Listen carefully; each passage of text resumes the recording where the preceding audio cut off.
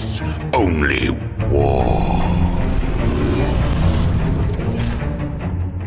What's up, guys? It's Mike from 40K Dirtbags, and I've got a quick battle report for you.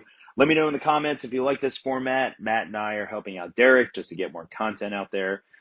So I'm at Top Deck Gaming with my buddy Tom. He's on one of the sister teams in the local Southern New Jersey area called Tactical Withdrawal. So go check out their stuff on YouTube. I'll put a link down in the description. So he is running a Ultramarines Iron Storm detachment. And so he's got Marnie's Calgar with 6 aggressors. He's got the big Land Raider Crusader. Got a Whirlwind, 5-man intercessors. He's got a lieutenant with the Flesh's Weak enhancement. He's got the Clades Assassin, 2 Tech Marines, 2x5 Scouts, 1x3 Inceptors, and then 2x2 Redemptors with Plasma. Oh, and the Vindicator. For me, I've got this is my current list that I'm running right now, and I'm like super happy with it. A major departure from Abaddon and the 10 Terminators. It's way more flexible, way less stressful. And again, with like points increases or data slate updates or like whatever, it's way easier to deal with points shifting and kind of reallocating points without that 700 point kind of unit. So I've got my Seekers. I've got 2x3 Nurglings, 10 Cultists, Mark of Nurgle, 5 Slanesh Warp Talons, 2 Forge Fiends, 1 Nurgle, 1 Undivided. The full Accursed Cultist squad with the Dark Commune, they are Mark of Nurgle as well. 4-man Obliterator squad, Mark of Undivided, 2 Nurgle Rhinos, and then a 5-man Chosen squad, a 10-man Chosen squad, and then also I had extra points, so I busted out the Rubric squad. For additional characters, I've got the Master Possession, Undivided, Chosen or Undivided, and then my Chaos Lord Undivided. So the idea with this is, if I go into a heavy Psyker army, I'm going to send the Master Possession with a 10-man squad.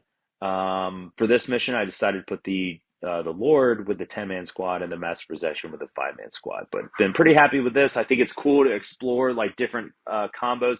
I don't want to lean heavy into tons of Chosen, tons of Lords, and tons of Accursed Cultists, because I'm pretty sure that's all going to get hit in the next data slate. So I've kind of got a combination that works for me. This is the board. Again, the terrain is what you get at the stores that you go to. For this, we just played the front windows facing each other is line of sight blocking. And this is as close to the GW terrain layout we could get. We picked on a ward just to make it easier on movement around the tables and stuff. The store is awesome, by the way. It's huge. They have these little trolley things. It's great. Tons of room. They got used stuff. It's a cool store. So we played Dawn of War, Chosen Battlefield, and Priority Targets. So for Chosen Battlefield, for the order of operation, you roll off for to deploy the objectives, and then you roll off for deployment. So it doesn't make sense to skew one side if you win that roll off and then you get to deploy 3, because then you may you may lose the deployment roll off and then your opponent just takes your side. So I would recommend like keeping it simple. And something that is not too skewed to one side. So he deployed 1 in his backfield just outside of his zone, and then this one here. He probably could have put this one here, but whatever. Here's my deployment zone, and I won deployment roll-off. So I think it's important, if you have Infiltrate and your opponent has Infiltrate, if you win the roll-off, take a Defender. If he doesn't have Infiltrate, then it doesn't really matter. But in this one, it's kind of like a game within a game. So I decided to put my Cultists right there in case I get any mid-board, turn 1 center of the board secondaries, because I'm taking tactical. I probably could have put them over here and then forced him to go over there, but I felt there was like less places to hide from the Redemptor shooting. So I decided to put them there and play it safe. He put his scouts right over there. I put my cultists here, strung out between two objectives. Again, I can make them sticky, so I can definitely hold these two immediately. And then I faded them out to this side with the intent for them to go to this corner to do, investigate signals or like whatever. He put his whirlwind over there. Then I put my light rhino over here with my 10 rubrics and 10 chosen.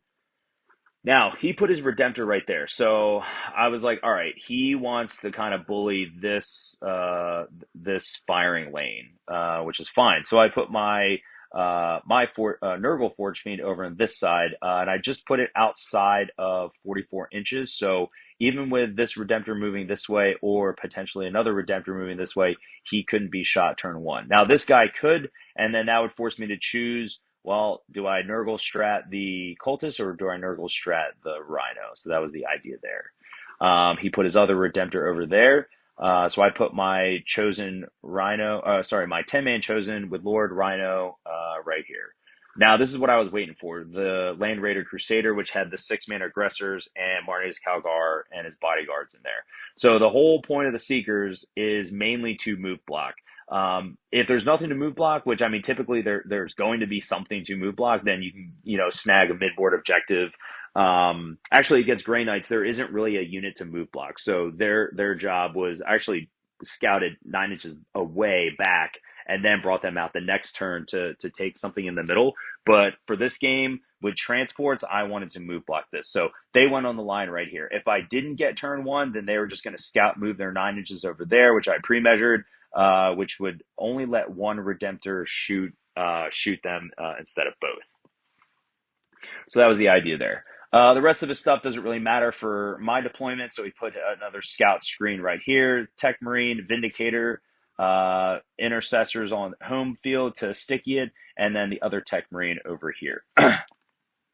So again, my intent or my game plan strategy overall is for the Seekers to come up, move block over here. I've got, kind of small units within this Rhino, but I really don't want to leave kind of this area. Again, this mission is just a hold 1, hold 2, not hold more, but then 5 points at the end of the game for each objective that you hold. So there's really no reason for me to commit leaving any one of these objectives. And then this Rhino, that's his job is to go out and take over this far flank over here.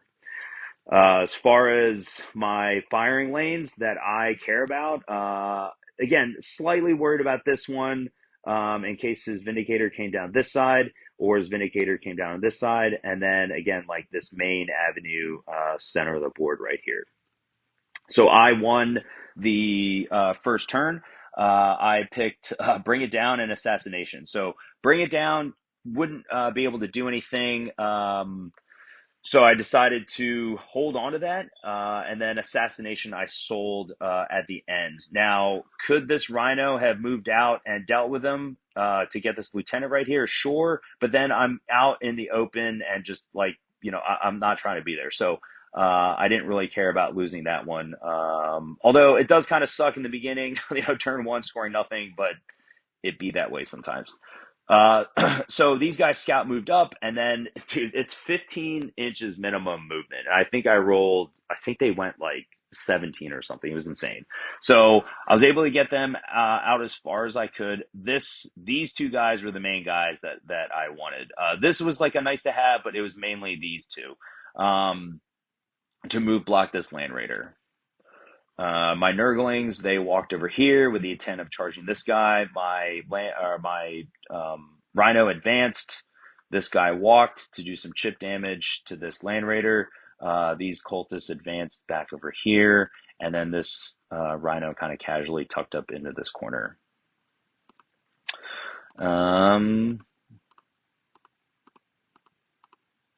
Yeah, so these guys charged in. I lost one on the way, and that's fine. I did like 6 damage to this with this Forge Fiend, so that was pretty cool, unexpected. But he did Overwatch. He killed 2 of them, so I pulled from this side because these were the ones. This guy was mainly the one that I cared about living. So he moved his Vindicator out. I had already pre-measured for his movement. He only has a 24-inch gun, so And he's got like one rocket, but his one rocket can't kill, and it's once per game, can't kill either one of these. So I didn't really care about that. What I did care about was the D6 big heavy fuck off cannon that it has. His Lander Raider got stuck right there. Then he moved his Redemptors out to again bully this firing lane. Now, so the end of his turn and the beginning of my movement. Let's do a quick update of the icons. Yeah, so this was my plan, right? So I pulled Defend Stronghold, and I kept Bring It Down. So those were my two secondaries. And this is my thought process. So I deep struck these Nurglings right here, and I put them in a way that if he rapid ingress, he wouldn't just be able to walk onto an objective. And I put these three cultists over here. They did fail their battle shock, which it didn't matter because this is already stickied, and the Rhino was just touching it slightly, so that was fine. But I wanted to stop any rapid ingress of just like coming on and affecting primary. Now I put my Obliterators right here, and then I brought this Undivided Forge Fiend right here. Again, I want to control this main avenue. My Chosen got out. Their job was to advance and charge into this whirlwind. Now, the reason why I put these guys here is I put them between two units 24 inches away. So if these guys wait, let me back up. So 24 inches away from the Vindicator and the Land Raider, this guy is beyond 36 inches to the rear. So if this Forge Fiend, which that was his max 6 inches from the board edge, undivided, so 4 rerolls to hit and wound, if he is able to kill this, then this Forge Fiend can shoot the guys that he gets out in the rear, and then these guys can add a line of sight shoot into this Vindicator. That was the game plan. These guys, I think I rolled a 1 on the advance. I did spend a CP to re-roll that. I got like a 6. So that was able to get real far forward. Now, the play was to get the close charge into the scouts, into the screen. And then if I rolled hot, what you do is you take, and it's nice having a 10-man squad. So what you do is if you can touch a base, you have to touch the base. So what I did was I put like 5 or 6 guys, and models can go through models. So I put them to where like not everyone I think it was like 4 guys couldn't touch anything. So now they can just go their full distance, and they went towards the whirlwind. So I was going to pop the once per game strat for the Lord for +1 strength, AP, and damage. And they did their inherent full rerolls, 4 rerolls from the strat.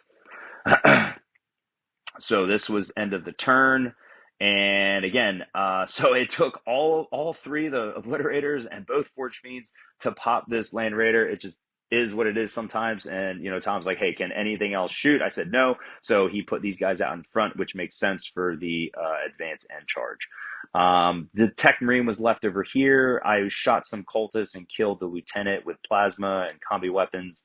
So that was all good. So I did get my 8 points for Bring It Down, and then I got rid of Defend Stronghold. And I got rid of Defend Stronghold because, again, of these Inceptors, they just come down here, shoot one of these guys, charge on. These guys don't have any OC, so I didn't want to just lose those. I didn't want to give him the opportunity just to take those points away. And I didn't want to spend the CP to Overwatch with my Undivided guy, because now I have my full rerolls to hit and wound strat vected, so I need to save my CP. This was end of turn 2. So let's just do a quick recap, and then moving into turn 3. So he had his guys there. He deep struck his Inceptors over here. The Vindicator was over here, and then his scouts were right here. Yep, and then his stuff was all right there. So what he did was, at the end of his movement, let's back up. So Obliterators were still right here. So he moved the scouts up to the center because he got Area Denial and Investigate Signal. So his Intercessors moved back. His Tech Marine went over here. He brought the Assassin Broad over here, and then his Inceptors right here. So that would give him full investigate, and then also full for area denial. Because this is not, it was just outside of 6 inches. So his job was to advance and charge and clear these guys out. So those guys move up, and then these guys advanced up. I think it was like a 5 inch. So they were like right here. At the end of his turn, I rapid ingress my warp talons right behind this, so they were totally safe from any shooting. Then, of course, he shot the shit out of them. I think he killed. Oh, no, he didn't. He only did like three damage. I let him shoot one of the Forge Fiends, and then I think I Nurgle stratted it for the second volley, so it couldn't get two units shooting into it. So that's another kind of strategy you can use. It's like, can this unit kill my Nurgle unit? No, it can't. So you don't Nurgle strat it, and then they shoot it. It lives. Then they have typically someone will have 1 unit set up to 2 units, but most players don't have 2 units set up to shoot 2 units. So I was betting on that, and that kind of worked out. So moving into turn 3, I got Storm Hostile Objective, so I was glad that I deep struck those guys there. And then Overwhelming Force. Wasn't able to do anything for Overwhelming Force, but I was able to get Storm Hostile Objective. Oh, no, that's right. Overwhelming, yeah. So these guys get out to deal with the Inceptors, and these guys came down here to advance, shoot, and charge. Advance, shoot, and charge into the Vindicator. I put my Curse Cultist right here, and so the idea for that is, again, I only need to be over here. They usually come in on a flank, but I was already kind of bullying this. I already have most of the board anyway, so I brought them in right here to deal with whatever counterattack he comes in, mainly with the Redemptors. So Warp Talons fly over. They didn't kill the Intercessor squads. Yeah, that's right. That's why I didn't get Overwhelming Force, but I did have enough OC to take over the objective. So that worked out. My Forge Fiends shot the shit out of Calgar and friends, so they went away. And then between the Rubrics and the Chosen, they shot all of that. And then killed the Vindicator with the Chosen squad. The 10-man Chosen squad were freaking awesome in this game. And then I think they hopped back over there. So this is top of turn 4. Or basically this is the end of turn 4, so let's talk about what happened. So for me, I pretty much shot all that stuff and kind of just moved up in just to get better firing lanes. Tom's turn 4, he shot the shit out of all these guys and then brought that Redemptor in and basically nuked everything over here. Both Redemptors had good angles to shoot, and then he charged into my Warp Talons, moving back to secure his home objective. Turn 4, I had secure no man's land, which is good, and then no prisoners. I actually didn't kill anything that turn, so that was fine. I was feeling pretty good because I was doing really well in primary versus Tom. Tom got Bring It Down, which he wasn't gonna, just not in a good position to take out any of my armor. Actually, wait a minute. He killed a rhino. Or maybe that was next turn. Yeah, I think that was next turn, actually. I need to do a better job of the pictures, like the before and after. But anyways, he did kill 2 units. Oh yeah, that's right. He killed both 5-man squads. So top of turn 5 for me. I got Tempting Target. Again, I'm on all 3 objectives that are in the midfield, so I got 5 points for that. That didn't matter. And then Investigate Signals. The Chosen walk over here. I could only get 2. He was too far away. I had nothing down over here. The cultists were dead. And then obviously nothing up over here. Then I just advanced and charged once per game AC/DC into the Redemptor. I didn't even roll to kill it because it didn't matter if it died. It didn't matter if it lived. He doesn't have enough to kill these Curse cultists, and I definitely hold that objective no matter what. He got defend stronghold, so there's no way for me to get over there, and then he can't take over any objectives, so storm hostile was nothing for him. So end of the game, 85-58. So critiques for myself.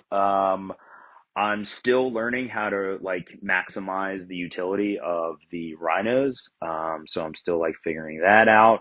I like the mobility. I like the versatility of the list, and I like not having a death ball kind of style list where like kind of everything is like revolving around Abaddon. I definitely miss playing him. I miss playing the Terminators, but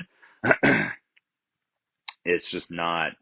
I just don't think it's as points efficient right now as it was before. Plus, it's very punishing if you lose that unit, and you feel like shit losing that turn too. Other than that, like I'm really enjoying the list, so looking forward to. I think we have a GT next week, and I've got like a bunch of games lined up with that. For Tom, he already got rid of the lieutenant and added a second whirlwind. I went into another Space Marine player in a practice game. He had 2 whirlwinds. I definitely think you need 2 because again, 1 isn't even able to kill 10 cultists. So having the 2 redundancy is definitely good just to hammer people's trash units in their backlines. Tom's typically a Thousand Suns player and a Demons player, but again, new codex came out, so he's just breaking out toys off the shelf. Anyway, so let me know what you guys think, and yeah, see you guys next time.